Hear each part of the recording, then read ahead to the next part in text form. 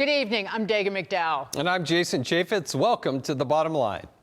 The age of Trump 2.0 just around the corner. And as big and beautiful as that bright light is, shining at the end of this dark, broken down tunnel that is the Biden administration, the news of today is another moment that'll make you think, what in the world, what in God's green earth is going on in this fine nation? Check out today's jobs report. Further proof that in Biden's America, the American dream includes never owning a home, taking on more debt to cover your bills, and being a bureaucrat for a living. The government has been one of the top 3 industries for job creation for 7 months just this calendar year. And before some liberal starts whining about, but some of those are teachers and police. The cold, hard truth is the government simply should not be the top employer of a free nation. Don't even get me started on manufacturing jobs, shrinking manufacturing. 22,000 were added in November, but that was in part to the Boeing strike ending. The bigger trend, down, down, and down. It's been dropping since the beginning of last year. 170,000 jobs, to be exact, lost in manufacturing. But back to the government. It's no wonder you've got folks, including our next guest, begging for DOGE to get to action ASAP. You'll have to keep an eye out for those pesky Democrats, though. They're already hooting and hollering over the men in charge. Well, progressives have always been for efficient use of our tax dollars.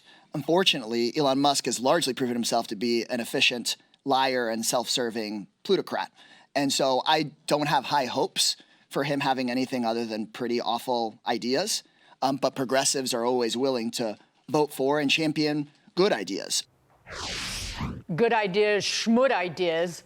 Fox Business's Edward Lawrence caught up with Biden's acting labor secretary, and she's coming in hot with the exact same criticism. Noticed a trend here?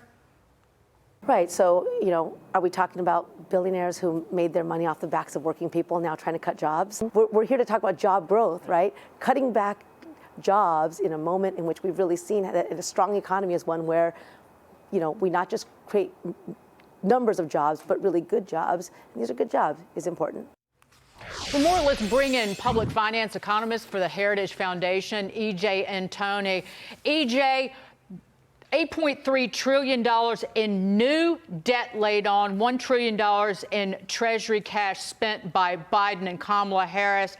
We have a record number of government jobs that just literally sucks productivity out of this nation.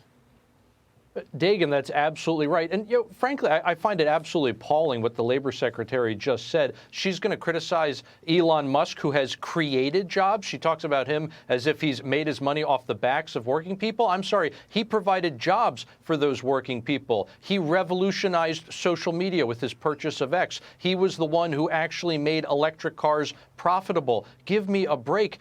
She is one of many people in the Biden administration who has never created a job in her entire life, who has never contributed to the private sector in a productive way. Spare me the criticism and the pearl clutching. EJ, you've been on top of this. I love what you post up and what you write about, because these growth jobs that they keep talking about are far too often are government jobs. I mean, by the tens of thousands, month after month, government growth and government jobs is not growing the economy. It's not productive for the United States of America. It's what's hindering a lot more job growth, right?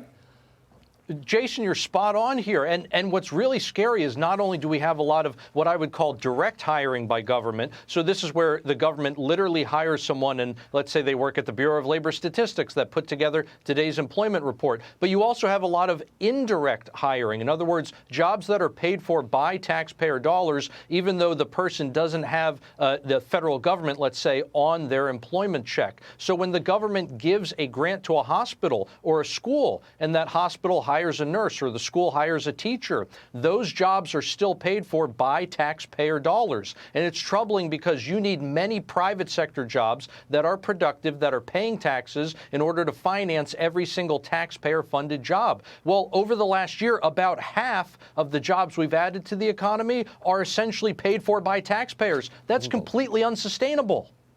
and it will be unsustainable in about, it's about 5 weeks now. Stick with us, EJ. Stay right there.